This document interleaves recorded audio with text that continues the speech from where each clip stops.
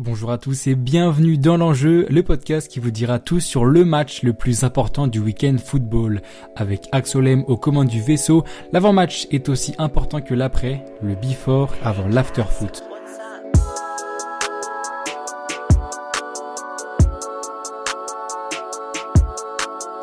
Ça fait longtemps, je sais, mais il m'a fallu un peu de temps pour réfléchir à l'avenir de mon podcast.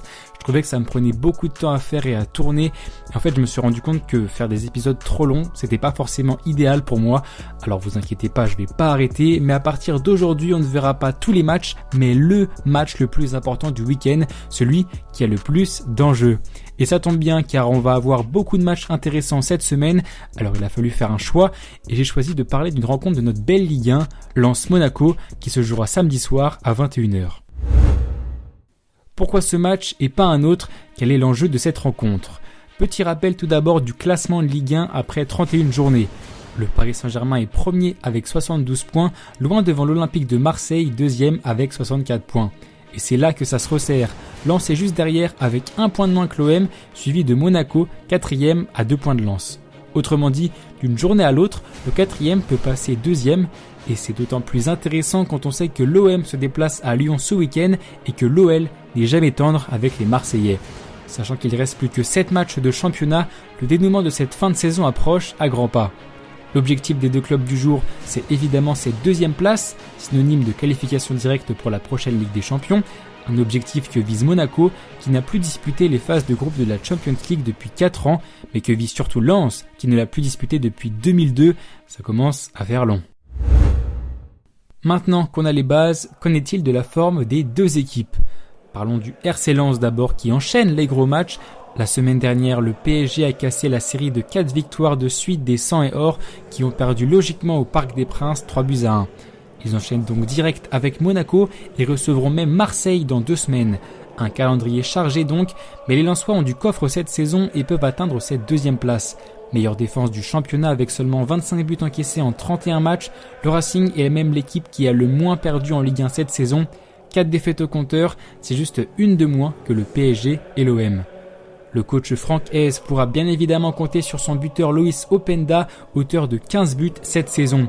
Le Belge a d'ailleurs inscrit 6 buts sur ses 5 derniers matchs, ce qui lui a valu le titre de joueur du mois de mars. En revanche, le coach français devra faire sans son milieu Salis Abdoul Samed, suspendu pour 3 matchs après son carton rouge direct reçu la semaine dernière au Parc des Princes.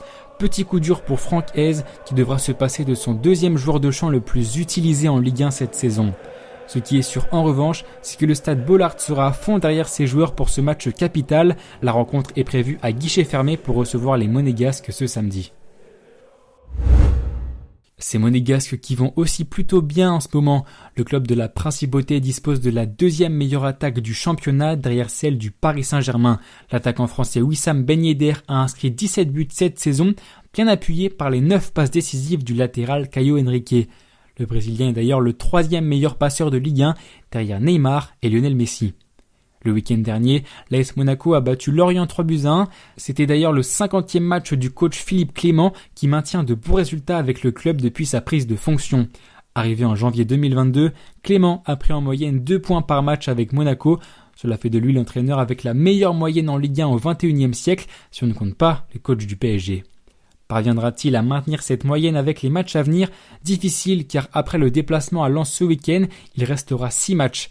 Et en 6 matchs, Monaco ira à Lyon, à Rennes et recevra Lille.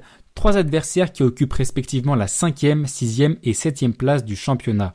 D'autant plus que Clément devra faire sans son autre buteur, Bril Mbolo, qui a inscrit 12 buts cette saison. Le Suisse est blessé depuis la trêve internationale et son retour n'est pas prévu pour ce week-end à Lens. Le Racing, qui avait d'ailleurs battu Monaco 4-1 à Louis II au match aller, s'il y a bien une revanche à prendre en cette fin de saison, au vu du classement actuel, c'est celle-ci. Rendez-vous donc samedi soir à 21h. Petit tour rapide des autres gros matchs du week-end de football et le moins que l'on puisse dire, c'est qu'on est gâté. J'en ai déjà parlé, mais l'autre choc du week-end de Ligue 1, c'est l'Olympico entre Lyon et Marseille. L'OL est 7e et reçoit le 2e l'OM qui doit faire un résultat s'ils veulent garder cette place de dauphin, d'autant plus que Lyon est sur une bonne série de 3 victoires en Ligue 1. En Allemagne, le Bayer Leverkusen 6e reçoit Leipzig 4e. Les hommes de Xabi Alonso doivent poursuivre leur énorme comeback au classement en affrontant un RBL qui vient tout juste de récupérer Christopher Nkunku. En Espagne, grosse affiche entre le Barça leader face à l'Atlético Madrid 3e. Les Barcelonais, loin devant au classement, n'attendent plus que la fin de saison pour fêter le titre. Et à l'Atlético, on continue de mettre la pression sur le Real. Seuls 2 points séparent les deux clubs madrilènes. En Italie, la Juventus 7e reçoit le leader napolitain, tout juste éliminé des quarts de finale de Ligue des Champions. Naples qui, comme le Barça, n'attend plus que d'être sacré champion, tandis que la Juventus va lutter pour les places à l'Europa League. Enfin, en Angleterre, Newcastle 4e reçoit Tottenham 5e. Un gros choc pour la place en Ligue des Champions, surtout que les deux clubs reviennent d'une défaite la semaine dernière. Newcastle s'est fait balader à Villa 3-0 et les Spurs ont perdu lamentablement à domicile contre Bournemouth.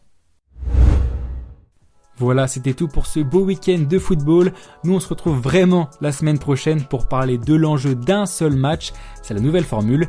D'ici là, portez-vous bien. C'était Axolem. Ciao.